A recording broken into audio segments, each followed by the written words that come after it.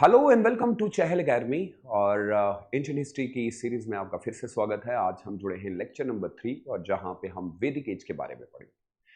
और आप सब जानते हैं कि ये एक बहुत ही इंपॉर्टेंट टॉपिक है जब हम प्रीलिम्स और मेंस के बारे में बात करते हैं। इस पूरे सीरीज को हम लोगों ने एनसीईआरटी और आर एस शर्मा पे बेस रखा है। आप सबसे निवेदन है कि क्लास लेते समय आप छोटे छोटे माइंड मैप बनाएं और हमारी कोशिश होगी कि इस सीरीज के थ्रू आपके जितने भी डाउट्स हैं, जितने भी क्वेश्चंस हैं, वो सारे क्लियर हो जाएंगे। तो शुरुआत करते हैं कि कैसे, कब और कहाँ इसकी शुरुआत हुई। सबसे पहले वैदिक एज के बारे में अगर हम बात करें तो हम सब जानते हैं कि इसका व्यू ओरिजिन का अलग अलग आता है, बट हमें जानना होगा कि आखिर इसको वैदिक एज क्यों कहा गया, ऋग्वेद में क्या मेंशन किया गया है। तो सिंपल आपको ये क्या है कि इस टॉपिक को कंप्लीट करने के लिए 4 चीजों पे आपको जरूरी फोकस करना पड़ेगा। सबसे पहले polity, economy, religion and culture. जब आप इस तरीके से इस टॉपिक को देखेंगे तो आपका ये टॉपिक बहुत इजी हो जाएगा, क्योंकि इस टॉपिक में हम लोग ऋग्वेद, यजुर्वेद, सामवेद और अथर्ववेद को कंप्लीट करेंगे। जी हाँ, सही सुना आपने, क्योंकि अर्ली वैदिक पीरियड में हमारे पास ऋग्वेद आ चुकी थी और फिर लेटर वैदिक पीरियड में हमारे पास और 3 वेद आई। तो हमारे लिए जो बेस्ट सोर्स है इस टॉपिक को पढ़ने का वो है ऋग्वेद। और क्या लिखा है ऋग्वेद में वो यूपीएससी को चाहिए। लेकिन इस टॉपिक में आपको ज्यादा फोकस करना है कि अगर कोई टर्म यूज किया गया है उसका मतलब क्या होता है। उसके अलावा आपको ज्यादा से ज्यादा ध्यान रखना है कि इनमें विमेन के बारे में क्या बात की गई है, स्कूल्स के बारे में क्या बात की गई है, वॉर के बारे में क्या बात की गई है और पॉलिटी के बारे में क्या बात की गई है। सबसे पहले शुरुआत में हम देखते हैं कि इस पीरियड को बनाया कैसे गया है। आप सब जानते हैं कि अलग अलग व्यूज हैं कि हड़प्पा के डिक्लाइन के बाद और आर्यन इन्वेजन हुआ और उसके बाद आर्यंस लोगों ने इंडिया के ऊपर एक पूरी तरीके से कंट्रोल ले लिया। इसके और भी व्यूज अलग अलग हो सकते हैं, लेकिन हम पढ़ते हैं कि आखिर इसकी शुरुआत कहां से हुई। ये पीरियड 1500 से 600 बीसी की ओर लेके हमें जाएगा और इसमें हमारे पास जो प्राइमरी सोर्स है जहां पे हम फोकस करते हैं वो है वैदिक टेक्स्ट। हाँ, सही सुना, हम वैदिक टेक्स्ट में ऋग्वेद। लेकिन उसके अलावा क्या हम लोग इस टॉपिक को आर्कियोलॉजिकल सोर्सेज से पढ़ सकते हैं? जी नहीं, हमारे पास बहुत ही कम है। इसलिए हमें इस पूरे टॉपिक को सिर्फ ऋग्वेद के ही थ्रू पढ़ना पड़ेगा। और उसके अलावा भी अगर आप देखेंगे तो वैदिक टेक्स्ट जो है ऐसा माना जाता है कि इंडो आर्यंस ने इसको पूरा लिखा है और इसीलिए आर्यन वगैरह शब्द का इस्तेमाल होना शुरू कर दिया। लेकिन आपको यह मानना पड़ेगा कि ऋग्वेद जैसी बुक पूरे वर्ल्ड में बेस्ट बुक्स में से एक बुक है और ये जानकारी देती है कि उस समय का समाज किस तरीके से रहता था और किस तरीके के पॉलिटिकल सिस्टम। इसीलिए कहा जाता है कि भारत में डेमोक्रेसी की शुरुआत बहुत पहले ही हो गई थी। उसके हमें कंसेप्ट सभा और समिति से मिलते हैं। जब हम बात करते हैं कि इंडो आर्यंस एक ग्रुप है, ये सब ग्रुप है जो ईरानियन ब्रांच से निकलता है। मैंने फिर कहा कि हमने एनसीईआरटी को फोकस करके वो बनाया हुआ है, क्योंकि लैंग्वेज की जो सिमिलैरिटीज हमें देखने को मिलती है वो शो करती है कि इनका कहीं ना कहीं कोई कनेक्शन तो रहा होगा। उसके बाद हमारे पास एक बुक है जो जोरेस्ट्रियंस यूज करते हैं, जिसको ज़ेंट अवेस्ता कहा जाता है। उस बुक में और ऋग्वेद में काफी सारी सिमिलैरिटीज पाई गई, पर्टिकुलरली गॉड्स के नाम को लेकर। उसके अलावा अगर आप देखेंगे तो आर्या का मतलब ही होता है टू कल्टिवेट, और अब सब जानते हैं कि कल्चर का मतलब ही यही है। जी हाँ, तो आज हमें पढ़ने का मौका मिलेगा कि एनसीईआरटी हमें क्या समझाने की कोशिश कर रही है और हमें किस तरीके से इस एग्जाम को और इन पॉइंट्स को अब याद रखना पड़ेगा और मेंस में और प्रीलिम्स में उसी चीज को फोकस करना पड़ेगा। अगर हम देखें तो इसका जो टाइम पीरियड चलेगा, सबसे पहले हम एक पूरा टाइम पीरियड बनाते हैं। आपके लिए अच्छी चीज ये रहेगी कि इस पूरे पीरियड के अंदर हमारे पास वेद है। पहले 1700 से 1700 बीसी, 1500 बीसी टू 600 बीसी हम पीछे चल के आए। ये हमारे पास सबसे बड़ी वास्ट लिटरेचर का एक पीरियड है। हम वेदों की बात करें तो वेदों के साथ साथ हमें आर्यनकास मिलते हैं, उपनिषद मिलते हैं, ब्राह्मणास मिलते हैं, रामायण मिलते हैं, महाभारत, यानी कि हमारे इस टॉपिक को पढ़ने के लिए किसी भी सोर्स की कमी नहीं है। लेकिन कुछ इतिहासकारियों का मानना है कि अगर हम सिर्फ हिस्ट्री इन बुक्स के आधार पर बनाएंगे तो थोड़ा सा रिलीजियस पर्सपेक्टिव निकलेगा। लेकिन अच्छा होता कि हम लोग थोड़ा सा उसकी जियोग्राफिकल लोकेशन के तौर पे भी देख सकते हैं। काफी बार एनसीईआरटी के अंदर मेंशन किया गया है, आप पढ़ भी सकते हैं कि वहां मेंशन किया गया है कि एक हिस्टोरियन को किस तरीके से वेदों को पढ़ना है। यानी कोशिश कर रही है कि लोकेशन बात करें, रिवर्स के बारे में बात की गई है, ताकि हम लोग सही नतीजे पे पहुंचे कि आखिर ये बुक्स हमें क्या बोलती है। इसके अलावा अगर हम बात करें तो टर्म वेद जो है वो सुपीरियर नॉलेज को बताता है। आप छोटे से नोट ऐसे ही बना सकते हैं। और वो वेद जो है वो ड्राइव हुआ है विद, मतलब टू जानना। To know something. बस ये है वेद का कंसेप्ट। और हाँ, मानते हैं कि ऋग्वेद को पढ़ने के बाद आपको बहुत सारी नॉलेज मिलेगी, और ये टर्म उसके साथ एग्जैक्टली मैच भी करता है। इसके अलावा अगर आप देखेंगे तो हमारे पास टोटल मंत्रास यानी हिम्स जो है वो 1028 है, जो कि पहले ज्यादा थे फिर कम हुए। ऋग्वेद में अगर आप देखेंगे तो ऐसा कहा जाता है कि ये आर्यन ने कंपोज की, फिर बाद में सामवेद, फिर यजुर्वेद, फिर अथर्ववेद, कंटिन्यूअसली प्रोसेस चलता रहा। और आज हम इसी ऋग्वेद के ऊपर और नेक्स्ट टॉपिक में हम बाकी की वेद को लेंगे। हम सबसे पहले करते हैं हु वेयर दीज आर्यंस, कहां से आए थे, एक सवाल है और हर कोई जानना चाहता है। हम एनसीईआरटी की अगर बात करें तो जो सबसे इंपॉर्टेंट पॉइंट मेंशन किया जा रहा है बार बार वो है कि क्या हम लैंग्वेज के थ्रू पता कर सकते हैं।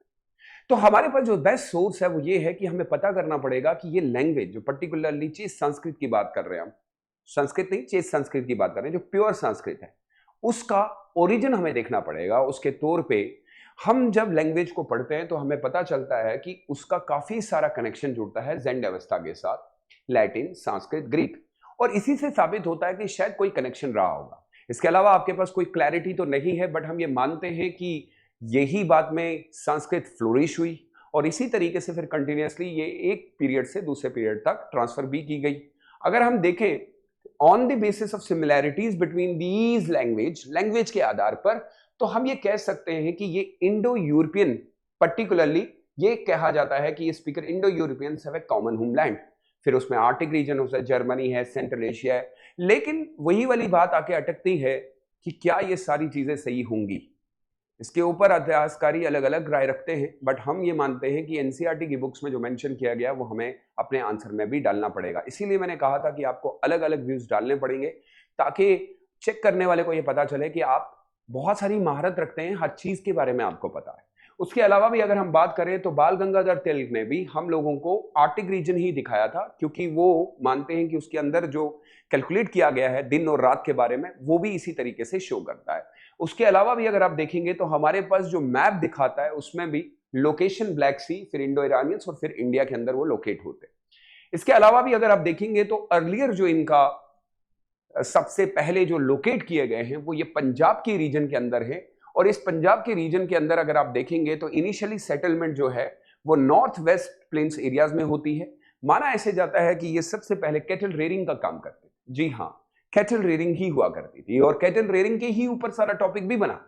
उसके अलावा लेटर ये लोग बाद में इंडो गेंजेटिक एरियाज के अंदर मूव होते हैं, इस एरियाज के अंदर, और फिर वहां से शुरुआत होती है आर्यवर्ता और पूरे भारत को फिर कैप्चर किया जाता है। यानी कुल मिला के बात ये बनी कि ये लोग कैटल रेयरिंग करते थे और उसके बाद अपने कैटल्स को बचाने के लिए ये भगवान को पुकारते भी थे, और उसी पे फिर रिलीजन के बहुत सारे हम लोगों को टॉपिक्स भी मिले।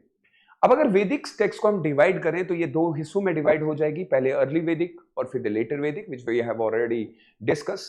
Rigveda is a source, yes, हमें सोर्स मिलता है कि इन्होंने जिस नदियों के बारे में, now see Rigveda as a geo, तो इस पे हमें पता चलता है कि वो इंडस, सरस्वती, झेलम, चेनाब, रावी, बेस, सतलुज के बारे में बात करते हैं, जो कि इनके पुराने नाम हैं। और साथ में वो कहते हैं कि Indus, Saraswati are mention repeatedly, Yamuna and Ganga are mention twice in the Rigveda और once in the Rigveda. Even though class 6 की एनसीईआरटी के अंदर अगर आप चेक करेंगे तो वो मेंशन करते हैं कि एक बार, it varies, so kindly keep it once in a Rigveda. इस बात से ये साबित होता है कि ये सारी चीजें शो करती हैं कि आखिर किस तरीके से हमें ये सारी चीजें पता चलती। ये चीजें तभी पता चलती हैं जब हम लोग प्रॉपरली जानकारी रखते हैं। इसीलिए मैं कह रहा हूं कि जब हम टॉपिक किसी डॉक्यूमेंट के तौर पे पढ़ रहे होते हैं तो हमें उसको ऑथेंटिक करने के लिए एनसीईआरटी को ही फॉलो करना पड़ता है। इसीलिए मैंने आपको कहा कि जब हम बात करते हैं कि वो रिवर्स के बारे में बात कर रहे हैं, जैसे मैंने कहा कि कुछ रिवर ऐसी हैं जो बार बार रिपीट हो रही है, इसका मतलब है उनका इकोनॉमिक पर्पज है।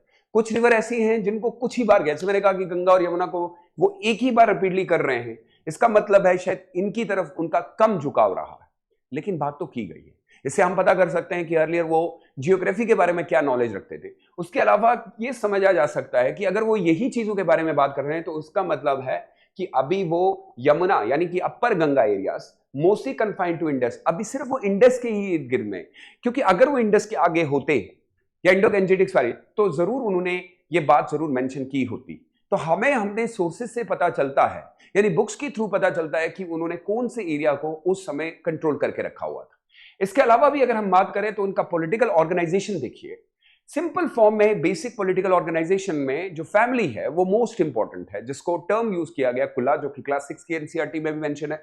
बहुत सारी फैमिलीज आपस में ज्वाइन होंगी, kinship based, village means grama and gramini and several other groups जब मिलेंगे तो एक विश्व बनाएंगे जो इसको हेड करेगा विश्वपति।